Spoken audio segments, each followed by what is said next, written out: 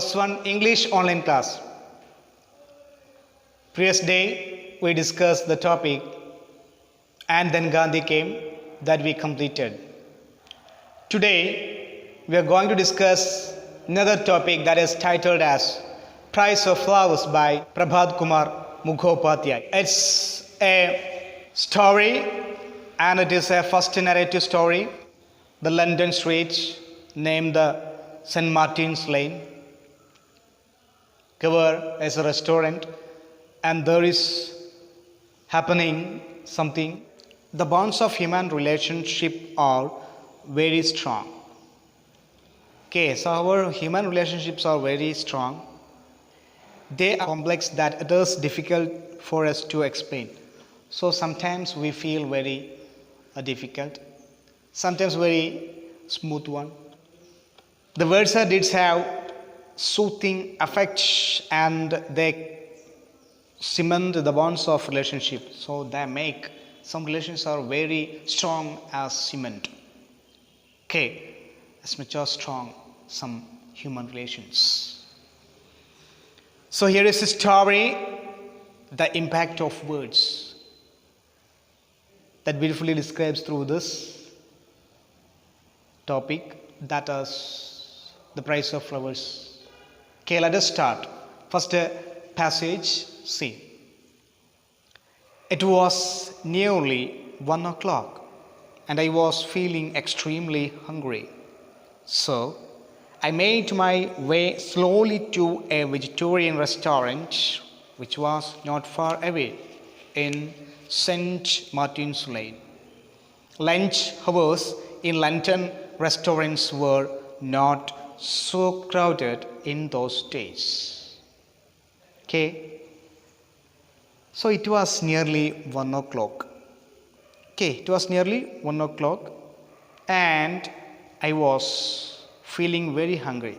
So here this is the author, he was feeling very hungry. Okay.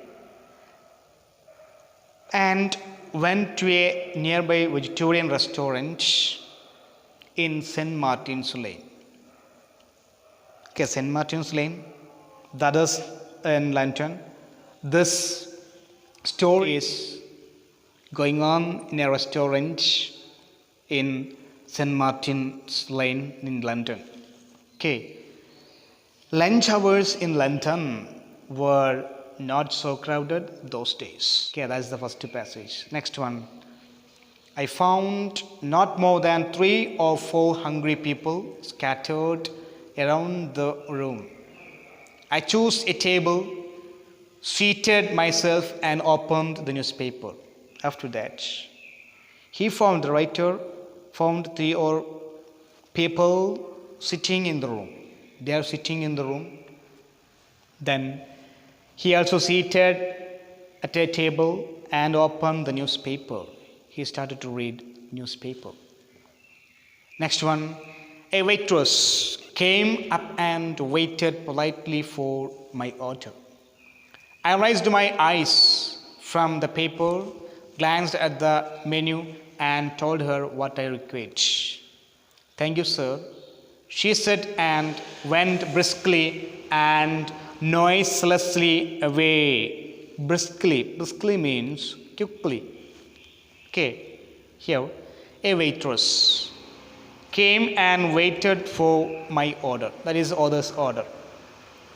And the writer looked up from the paper and glanced at the menu and told her what the writer wanted. She said thank you and went quickly away without making any noise. She went briskly. Okay, next one. At that moment, my attention was drawn to a table not far from mine. A young English girl was sitting there. She had been watching me with interested surprise, but turned her eyes away as soon as I looked at her. The thing is that, see, at that time, my attention turned to a table not far from mine. A young English girl was sitting there. She had been watching me with interested surprise. Okay, she watched me with interested surprise. See, next one. The girl was 13 or 14 years old. Her clothes betrayed her poverty. Her hair hung in a heavy stream down her back. Her eyes were large. They had a sad expression. I watched her when she was not looking so that she would not notice. My lunch was served as she was finishing hers. The waitress brought her the bill. The bills are paid at the desk as one goes out. The desk is near the door. See? But when I looked at her, she turned her eyes away. The girl was 13 or 14 from her clothes. I could see that she was poor. Hair hung in a heavy stream down her neck. She had large eyes. They had a sad expression. Okay, they had a sad expression. Then I watched her when she saw not looking, and so she did not notice my watching her. See, after that, my lunch was brought as she was finishing hers. The waitress brought the bill. The bills are paid at the desk. As one goes out, the desk is near the door. Okay, that is this passage. Next one. The girl stood up. My eyes followed her. As she paid her bill, she asked the cashier in a low voice, "Please, miss, can you tell me if that gentleman is an Indian?" "I think so," the cashier answered. "Does he come here all the time?" "Perhaps not. I do not recall having seen him before." "Thank you," said the girl and looked at me once more with a startled air and went out. The girl stood up. I again watched her as she paid the bill. She asked the cashier in a low voice whether I was an Indian. The cashier said she thought so. Then the girl wanted to know if I went there all the time. The cashier said she did not remember me going there before. The girl thanked the cashier, looked at me once more with some kind of surprise, and went out. Okay, startled, surprise. Okay, next one. See, it surprised me. Why? What was the matter? Her interest in me aroused my interest in her. When I had finished my lunch, I asked the waitress, "Do you know the girl who was sitting over there?" See, next one. See, after that, I was also surprised. The writer also surprised. Okay, here interested in me aroused my interest in her. So he want to know about her and why she asked me. I also aroused me interest. When I finished my lunch, I asked the waitress if she knew the girl who just finished her lunch and went away, sitting over here. That is the question asked to the waitress by the writer. Okay, next one. "No, sir, I don't know her. To speak of, I have noticed she has lunch here on Saturdays. Doesn't she come on any other day?" I never see her on other days. Have you any idea who she is? Perhaps she works in a nearby shop. How do you know? Okay, so here the waitress said she did not know her, but she came to take her lunch here on Saturdays. Okay, see, because Saturday is a pay day, that is when she comes. On other days, she may not be able to afford lunch. Perhaps she does not earn very much. I was moved by what she said. The curiosity I felt about the girl persisted. Who was the child? Why had she inquired about me? Was some mystery the cause of her interest, her poverty stricken? Sad and anxious figure took possession of my thoughts. On Sundays, all London shops are closed. So I set out to look for her after breakfast. On Monday morning, I looked into the shops on the streets near St. Martin's Lane and especially the shops on the Strand, but I found no trace of the girl. Okay, the next one. The waitress said she had never seen on her other days. I wanted to know who she was. The waitress said that she might be a worker in a nearby shop. I wanted to know how she knew that. The waitress then said that Saturday is payday. It is then the girl comes. On other days she couldn't afford lunch. She does not earn much. I felt sorry for the poor girl. After that, my curiosity about the girl persisted. Who was she? Why had she asked about me? Was some mystery the cause of her interest? I continued thinking of her. On Sundays, all London shops are closed, so I would go out to look for her after breakfast on Monday morning. I looked into the shops on the street near St. Martin's Lane and the shops on the Strand, but I did not see her. Okay, the next one. The week passed. Saturday came again. I presented myself at the vegetarian restaurant once more. As I entered, I saw her sitting at the same table as before. She was eating. I walked up, took the chair opposite hers, saying, "Good afternoon." "Good afternoon, sir," she responded hesitantly. By making one brief remark after another, I was able slowly to start a conversation. At last she asked, "Are you an Indian?" "Yes." "Excuse me, are you a vegetarian?" "Yes." The week passed. Saturday came again. I went to the vegetarian restaurant once more.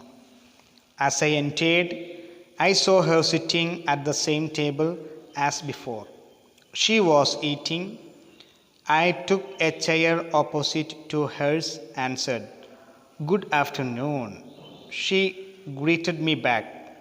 Slowly, I started a conversation. Finally, she asked me if I was an Indian. I said yes.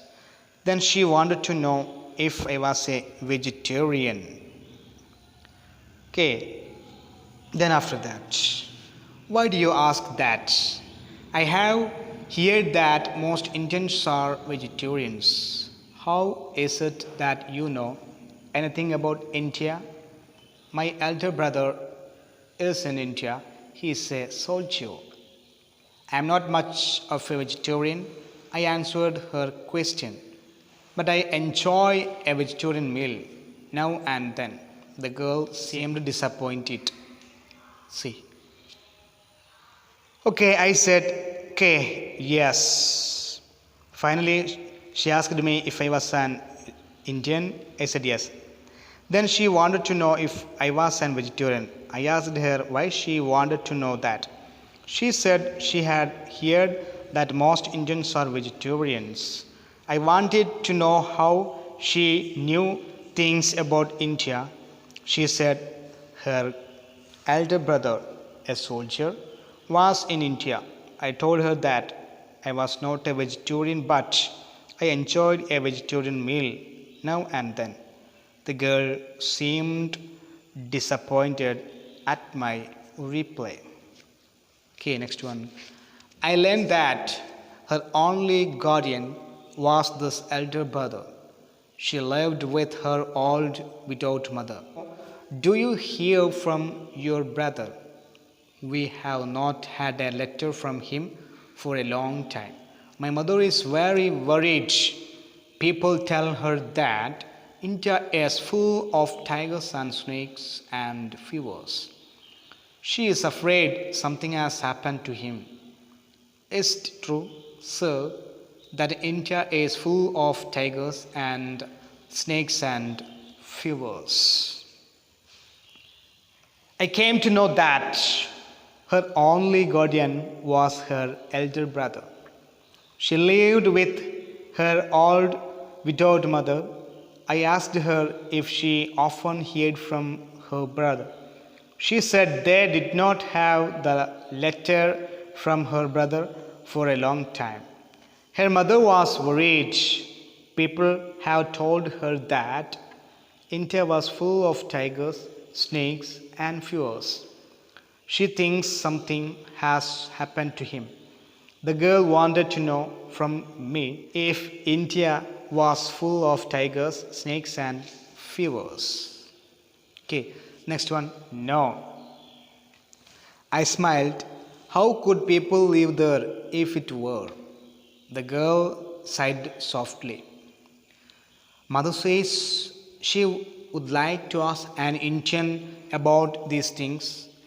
If she can find an Indian. The girl looked at me with eyes full of entreaty. I understood how she felt. She wanted me to see her mother, but she did not have the courage to ask me to accompany her home. A keen desire to meet this poor, anxious mother took hold of me. I had not had the opportunity to visit an impoverished English home. I wished to see how the poor lived in this country, to know what they think. Okay, next one. I told her, how could people live there if it were full of these things, that is, tigers and snakes and fever? The girl was happy. She said her mother wanted to ask an Indian to know the truth. From her look, I knew she wanted me to talk with her mother, but she did not have the courage to ask me to go with her to her home. I wanted to see this mother. I had no opportunity to visit a poor English home. I wanted to know how the poor lived there and what they thought. Okay, will you introduce me to your mother sometime? Would you like me to accompany you home? I can go someday. The girl's eyes brimmed with gratitude. Thank you ever so much, she said. It is so kind of you. Can you come now? With pleasure. It will not interfere with anything else you have to do. No, not at all. This afternoon is entirely my own. The girl was delighted. We finished our lunch and got up together. Okay.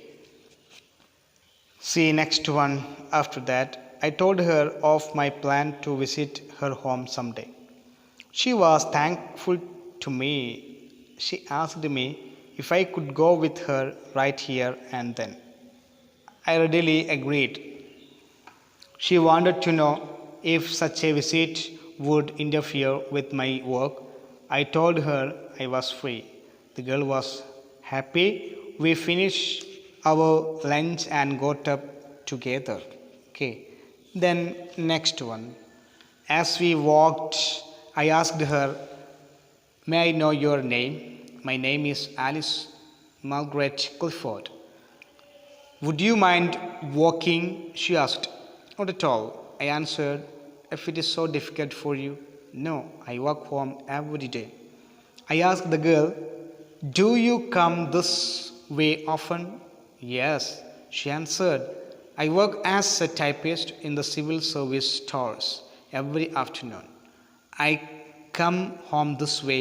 Today is Saturday, so I am off early.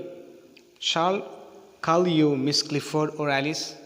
I am not grown up yet. You may call me what you like. I am usually called Maggie." She laughed. "Are you very anxious to grow up?" "Yes." "Tell me why." "When I grow up, I shall be paid more for my work. My mother is old." See. Next one. On our way to her home, I asked her name. She gave her full name, Alice Margaret Clifford. She asked me if it would be difficult for me to walk. I said no. She said she walked home every day. I wanted to know if she came that way often. She said she did, as she works as typist in the civil service stores. Every afternoon she goes home that way. Today, being Saturday, she is going home early. Okay. I asked her if I should call her Miss Clifford or Alice. She said she was not grown up and so I could call her whatever I liked. She laughingly said she was usually called Maggie. Okay. Next one. Are you very anxious to grow up? Yes. Tell me why. When I grow up, I shall be paid for my work. My mother is old. I asked her if she was eager to grow up. She said yes. I wanted to know why she wanted to grow up fast. She said if she was grown up, she would be paid more and her mother was getting old. Okay, the next one. Is the work you do to your liking? No, the work is very mechanical. I want work that will make me use my head, brain work, like the work of a secretary. We crossed the bridge and arrived in Lambeth. It is a poor neighborhood. If I ever become a secretary, Maggie said, I shall take mother away from here. Did your father call you Maggie or Maxie? She was very affectionate. He called me Maxie. How did you know? Yes, yes, I answered mysteriously. We are Indians. You know, we know about the future and all kinds of magic. That is what I have heard, she said. Indeed, I was surprised. What have you heard? I have heard that there are many people in India who have occult powers. They are called yogis. But you are not a yogi. How do you know that I am not a yogi, Maggie? Come on, next one. Yes. She said yes. I wanted to know why she wanted to grow up fast. She said if she was grown, she would pay more. Her mother was getting old. Okay. I wanted to know if she liked her work. She said no. It is a mechanical work. She wanted to have some work that needed her brain. She wanted to be a secretary. Okay. She wanted to a secretary. We arrived at Lambeth, an area where poor people lived. She told me that if she became a secretary, she would take her mother away from that place. I asked her if her father called her Maggie or Maxie. She said that when he was very affectionate, he called her Maxie. She wanted to know how I know that. I jokingly told her that Indians know about the future and all kinds of magic. She said that she had heard such things said about Indians. I wanted to know what she had heard. She said she has heard that many Indians have occult means magic, powers, that is magical power, and they are called yogis. Okay, she thought I was not a yogi. Yogi means yogi. I asked her the reason for thinking like that. She said, yogi don't eat meat. How do you know that I am not a yogi? She said that, yes, you are not a yogi. I was not a yogi. Okay, with this passage we can wind up the session here. Okay, the coming day we can discuss this remaining portion. Okay, thank you.